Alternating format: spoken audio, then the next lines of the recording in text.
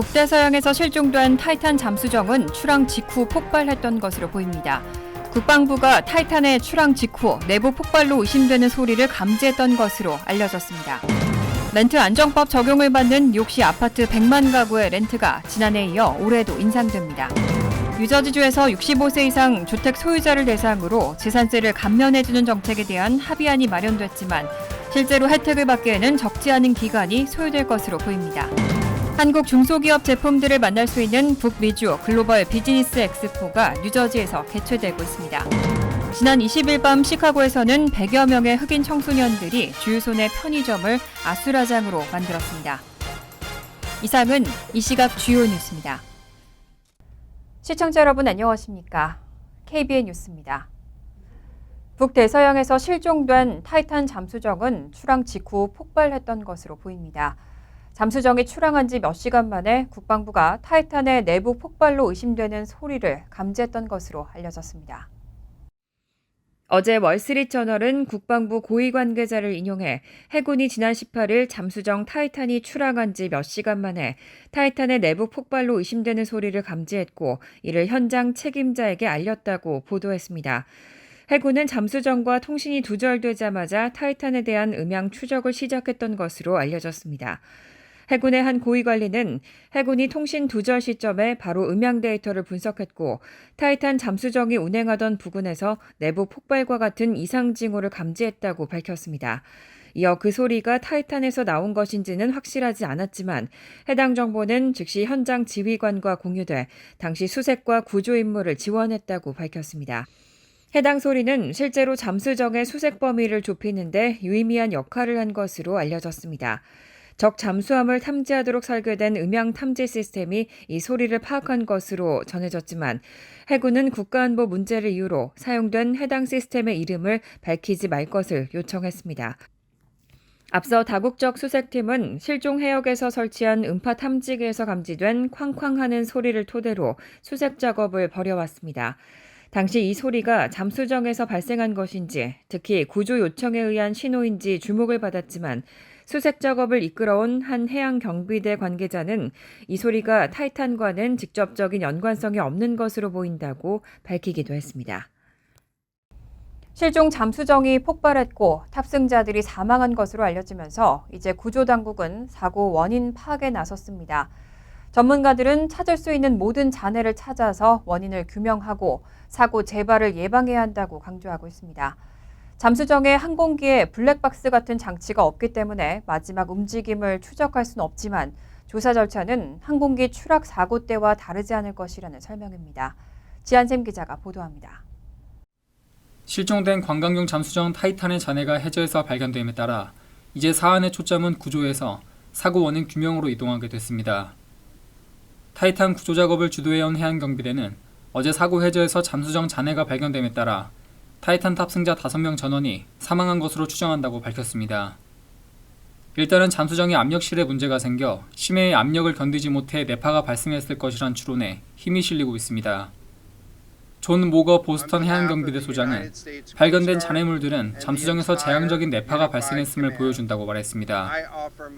잠수정 꼬리 부분의 원통형 구조물과 착륙 프레임에 잔해가 발견된 것으로 미뤄 잠수정이 조각난 것으로 추정할 수 있다는 것입니다. 타이탄 잠수정은 탄소 섬유와 티타늄으로 만들어졌는데 조사관들은 탄소 섬유 구조 내 파손 구조를 관찰할 것으로 예상됩니다. 램지 전 함장은 이런 작업이 잠수정의 마지막 순간에 무슨 일이 일어나는지 파악하는 데 도움이 될 것이라고 설명했습니다. 조사관들은 사고가 잠수함 선체의 구조적 결함 때문에 일어나는지 알아내는 데 주력할 것으로 보입니다.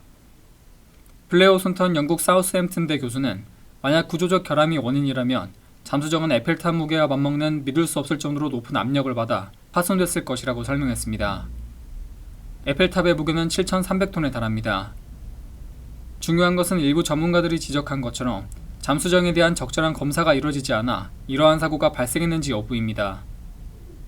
전문가들은 탄소 섬유는 구조적 내부 결함으로 인해 약해진다며 탄소 섬유와 티타늄의 연결부를 매우 엄격히 검사할 필요가 있다고 주장하고 있습니다. KBN 뉴스 지한샘입니다. 렌트 안정법 적용을 받는 뉴욕시 아파트 100만 가구의 렌트가 지난해에 이어 올해도 인상됩니다. 다만 당초 제한됐던 인상안보다는 낮아졌습니다. 1년 연장 시 3%가 인상될 계획입니다. 매년 렌트 한정 아파트의 최대 렌트 인상률을 결정하는 렌트 가이드라인 위원회는 지난 21일 맨하튼 헌터 칼리지에서 최종 표결을 실시하고 인상안을 찬성 5표, 반대 4표로 가결했습니다. 이번 인상안에 따라 오는 10월 1일부터 내년 9월 30일 사이 아파트 리스를 갱신할 경우 1년 연장 시 렌트를 3%까지 올릴 수 있습니다.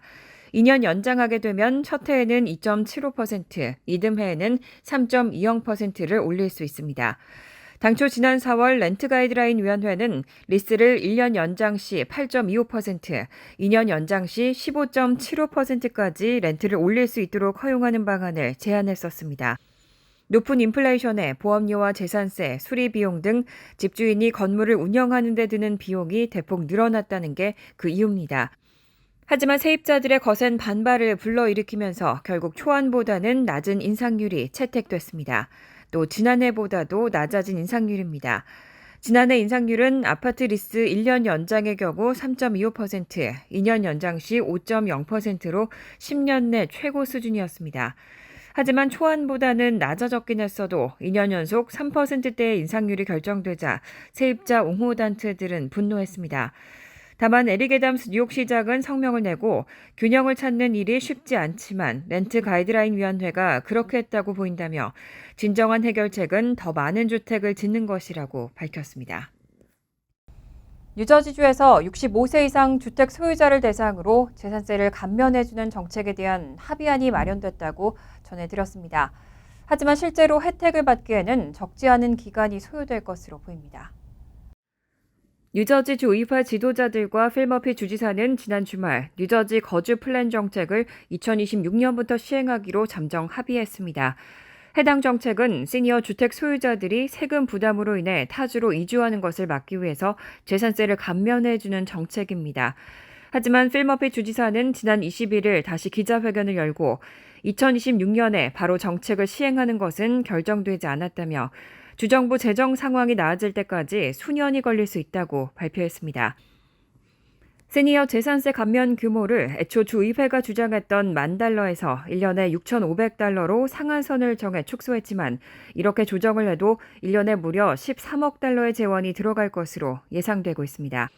한편 머피 주지사는 뉴저지 거주 플랜이 3년 후에 바로 시행되지 못하더라도 그 중간 단계에서 시니어 주택 소유자들에게 소득별로 차등 지급하고 있는 앵커 프로그램 환급금을 1년 $1,500에서 $250를 추가하는 방안을 고려하겠다고 밝혔습니다. 뉴욕시에서 코로나19로 인한 공중보건 비상사태는 종료됐습니다. 하지만 아직 경제에 대한 타격은 여전하다는 평가가 나오면서 5개 식당 프로그램을 포함한 코로나19 비상행정명령은 한 차례 더 연장됐습니다. 지난 21일 에릭 애담스 뉴욕시장이 코로나19의 경제 건강 영향을 해결하기 위한 비상사태 행정명령 조치를 연장했습니다. 팬데믹 초기였던 2020년 3월 10일 처음으로 선포했던 이 비상행정명령은 당초 6월 19일 만료될 예정이었습니다. 앞서 시정부는 연방정부, 뉴욕 주정부 등과 함께 코로나19 공중보건 비상사태를 종료했고 이에 따라 마스크 착용 의무화와 시정부 직원들의 코로나19 백신 접종 의무화 등은 모두 해제됐습니다. 다만 여전히 경제에 영향을 줄 수 있는 혜택은 아직 필요하다는 판단에 따라 이번 행정명령을 연장한 겁니다. 행정명령은 즉시 발효되고 30일간 유효합니다. 이번에 연장된 행정명령에서 가장 중요한 부분은 바로 식당과 카페 등의 아웃도어 다이닝 프로그램의 연장입니다. 이 프로그램은 별도 수수료나 라이선스 없이도 식당이 매장 앞 거리를 활용하고 5개의 테이블을 설치해 영업할 수 있도록 허용하고 있습니다. 현재 뉴욕시는 일정액의 수수료를 받고 라이선스를 발급해서 규격에 맞춘 디자인으로만 5개 식당을 운영하도록 하는 조례안을 추진하고 있습니다. 하지만 조례안이 통과되기까지는 시간이 걸릴 것으로 예상되면서 일단 행정명령으로 이 조치를 연장한 것으로 보입니다. 미국의 집값이 11년 반 만에 가장 큰 폭으로 하락했습니다. 북동부와 중서부에서는 집값이 올랐지만 남부와 서부 지역의 집값 하락세가 전체 주택 가격을 끌어내렸습니다. 부동산 중개인협회는 5월 기존 주택 중위 가격이 39만 6,100달러로 지난해 같은 기간보다 3.1% 하락했다고 밝혔습니다. 지난 2011년 12월 이후 가장 큰 낙폭입니다. 앞서 3월과 4월에는 2012년 1월 이후 최대폭 하락을 기록한 바 있습니다. 특히 북동부와 중서부에서는 계속 집값이 올랐지만 남부와 서부 지역의 침체가 전체 집값을 끌어내렸습니다. 다만 전월 대비로는 석 달 연속 소폭 상승했습니다. 5월 기존 주택 매매 건수는 전월보다 0.2% 증가한 430만 건으로 집계돼 월스트리트저널이 집계한 전문가 전망치 425만 건을 상회했습니다. 하지만 지난해 같은 달과 비교하면 여전히 20.4% 급감했습니다. 집값이 여전히 높은 수준인데다 주택담보대출 금리 상승과 매물 부족이 더해지면서 거래가 침체된 것으로 분석됐습니다. 국책 모기지 업체 프레디맥에 따르면 지난주 30년 고정 모기지 금리는 평균 6.69%로 전주 6.71%보다는 소폭 내려갔지만 지난해 같은 기간 5.78%보다는 거의 1%포인트 높았습니다. 반짝이는 아이디어와 혁신적인 기술의 한국 중소기업 제품들을 만날 수 있는 북미주 글로벌 비즈니스 엑스포가 뉴저지에서 개최되고 있습니다. 오늘 열린 개막식에 경제인들과 정치인들이 자리를 함께하고 행사를 축하했습니다. 지한샘 기자가 다녀왔습니다. 뉴저지 한인경제인협회가 주최하는 제4회 북미주 글로벌 비즈니스 엑스포가 오늘 개막했습니다. 오늘 오전 뉴저지 이스트 러더포드에 위치한 아메리칸 드림홀에서 열린 개회식에는 홍진선 뉴저지 한인경제인협회장과 조셉 라가나 뉴저지주 상원의원 등 뉴저지 정치인들과 경제단체 인사들이 참석해 행사를 축하했습니다. 홍진선 회장은 이번으로 네 번째를 맞는 엑스포가 미국 대형 유통업체들의 관심을 얻게 됐다며 한국 벤처기업들의 미국 시장 진출이 한층 수월해질 것으로 기대된다고 말했습니다.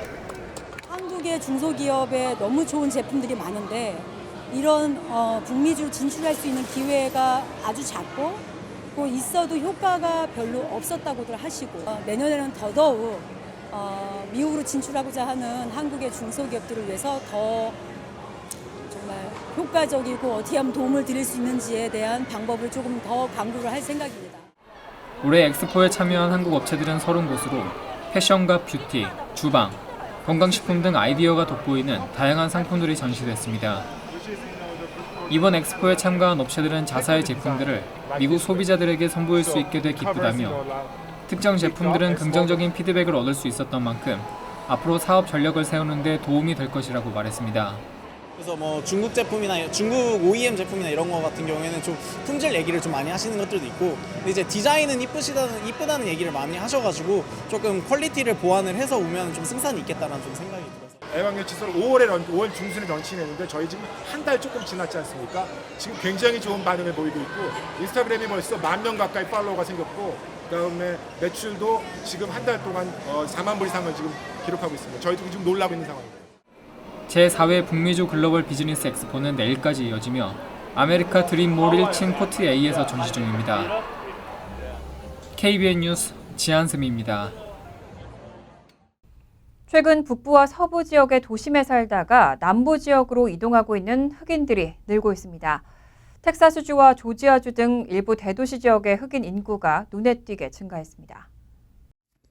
어제 월스트리트저널은 인구조사국이 발표한 최신 추정치를 인용해 북부를 비롯한 다른 지역의 도심에 살던 흑인들이 지속해서 남부 지역으로 이동하고 있다고 보도했습니다. 주로 시카고와 디트로이트, 클리블랜드와 캘리포니아주 오클랜드 등 전통적으로 흑인 인구가 많은 주요 도시에서 흑인 인구의 감소가 눈에 띄었습니다. 20세기 초 수백만 명의 흑인들은 더 나은 경제적 기회를 찾고 인종차별을 피하기 위해 남부를 떠나면서 인구 대이동을 시작했는데 최근에는 반대 상황을 맞은 겁니다. 브루킹스 연구소의 인구학자인 윌리엄 프라이는 대학 교육을 받은 젊은 흑인들이 북부 및 서부 지역에서 남부로 이주하는 움직임이 이런 변화의 대부분을 이끌고 있다고 설명했습니다. 인구조사 추정치에 따르면 오클랜드가 포함된 알라메다 카운티의 흑인 인구는 2021년 중반에서 지난해 중반 사이 2.3% 감소했습니다. 1950년 90만 명이 넘었던 클리블랜드 인구도 흑인들이 지속해서 떠나면서 2020년 37만 3천 명으로 급감했습니다. 반면 일부 남부 대도시 지역의 흑인 인구는 증가했습니다. 인구조사 추정치에 따르면 휴스턴이 포함된 텍사스주 해리스 카운티엔 2021년 중반 이래 1년간 약 18,000명의 흑인 인구가 유입됐습니다. 이런 이동에는 주택값 상승과 코로나19 팬데믹 등 여러 가지가 원인으로 분석됐는데 이런 흑인 인구 이동이 가져온 크고 작은 변화도 눈에 띕니다. 월스트리트저널은 다수가 민주당에 투표하는 흑인 유권자의 유입이 이전에 공화당이 지배적이었던 조지아주를 최근 선거에서 경합주로 바꿔놨다고 설명했습니다. 최근 시카고에서는 과격한 집단 행동을 하는 10대 흑인 청소년들 때문에 당국이 골치를 앓고 있습니다. 지난 20일 밤에는 100여 명의 흑인 청소년들이 주유소 내 편의점을 아수라장으로 만들었습니다. 지난 20일 밤 9시 30분께 시카고 남부 브론즈빌의 한 주유소에서는 10대 흑인 청소년 100여 명이 난입해 차량과 시설을 파손하고 주유소 내 편의점을 아수라장으로 만든 사건이 또 발생했습니다. 블랙틴스 테이크오버를 구호로 앞세운 이들은 소셜미디어에서 대규모 모임을 계획하고 실행하고 있습니다. 현장을 목격한 주민들은 정말 무시무시했다며 엄청난 무리의 아이들이 떠들썩하게 짓거리고 춤을 추면서 장난하듯 주유소 내 편의점의 유리창을 깨고 물건을 약탈했다고 말했습니다. 또 수백 명의 흑인 청소년이 미시간 호숫가에 모여 있다가 대로를 건너 주유소 인근으로 이동했다며 이들이 차량 통행을 막고 일부는 서행하는 자동차 위로 올라가 운전자들을 놀라게 했다고 전했습니다. 시카고 경찰 당국은 이 과정에서 18세 여성 1명이 차에 치이는 사고를 당했다며 이들을 해산하기 위해 수십 명의 경찰관이 현장 출동했다고 전했습니다. 최근 시카고에서는 이렇게 일반 흑인 청소년들이 대규모로 몰려다니며 과격한 집단 행동을 일삼는 사례가 늘고 있습니다. 일각에서는 사회적 차원에서 이들 청소년과 부모에 대한 교육이 필요하다는 목소리가 나오고 있습니다. 시카고 ABC 방송은 시카고시와 인근 도시당국은 갑작스럽게 발생하는 유사 사태를 완화하고 억제할 수 있는 방법을 찾기 위해 고심하고 있다고 밝혔습니다. 간추린 소식입니다.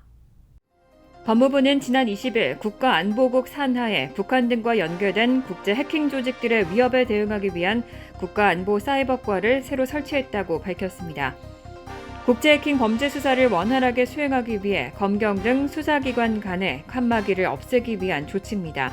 법무부는 새 부서가 전국 94개 연방검찰청 소속 검사와 56개 FBI 현장 사무소에 가치 있는 자산으로 가능할 것이라고 강조했습니다. 자연에서 잘 분해되지 않아 영원한 화학물질로 불리는 발암성 오염물질, 과불화 화합물을 생산해온 미국 기업 3M이 103억 달러의 합의금을 내게 됐습니다. 하지만 3M은 과불화 화합물로 인한 오염에 대한 법적 책임을 인정하진 않았습니다. 3M은 이 합의금이 공공수도 시스템의 모든 수준에서 과불화 화합물을 찾아내는 보건 작업에 도움을 줄 것이라고 밝혔습니다. 소송을 제기한 상수도 공급업체들 측 변호인은 합의금이 공공에 제공되는 식수에서 과불화 화합물을 걸러내는 데 쓰일 것이라며 미국인 수백만 명이 과불화 화합물이 없는 물을 마시는 더 건강한 삶을 살게 됐다고 밝혔습니다. 뉴욕주 하원은 크레딧 평가기관들이 의료비 채무 기록을 크레딧 보고서에 반영하는 것을 금지하는 법안을 찬성 107, 반대 37로 통과시켰습니다. 법안은 앞서 상원도 통과해 캐시오컬 주지사의 서명 절차만 거치면 최종 입법화됩니다. 주의회는 의료비 채무 기록이 크레딧 보고서에 반영될 경우 렌트와 차량 구입, 대출 신청 과정에서 어려움을 겪을 수 있다며 법안 추진 배경을 설명했습니다. 미 전국적으로는 12개 주에서 관련 법안이 발의된 바 있지만 입법화된 곳은 콜로라도주 단 한 곳입니다. 뉴욕시 공원국이 7월에서 8월 진행되는 무료 수영교실 수강자를 무작위 추첨 방식으로 선정한다고 밝혔습니다. 수영교실은 유아 18개월에서 5세와 어린이 6세에서 17세를 대상으로 각각 실시되고 세션 1은 7월 10일부터 21일, 세션 2는 7월 24일부터 8월 4일, 세션 3는 8월 7일부터 18일 등으로 나뉘어 운영됩니다. 수강 신청자는 각 세션별로 중복 응모할 수 없고 당첨자는 당첨 안내 이메일을 수신 후 사흘 안에 신청 과정을 마쳐야 합니다. 환율과 증권 소식입니다.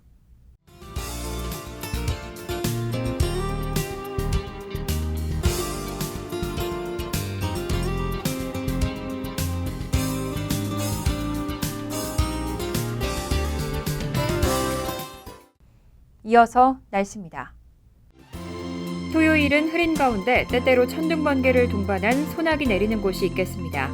낮 최고 기온은 80도, 섭씨 27도, 밤 최저 기온은 70도, 섭씨 21도로 예상됩니다. 일요일 역시 대체로 흐리겠고 때때로 천둥 번개를 동반한 소나기 내릴 가능성이 있습니다. 월요일도 흐린 가운데 때때로 천둥 번개와 함께 소나기 내릴 가능성이 있습니다. 이상으로 KBN 뉴스를 마칩니다. KBN과 함께 즐거운 저녁 되시기 바랍니다.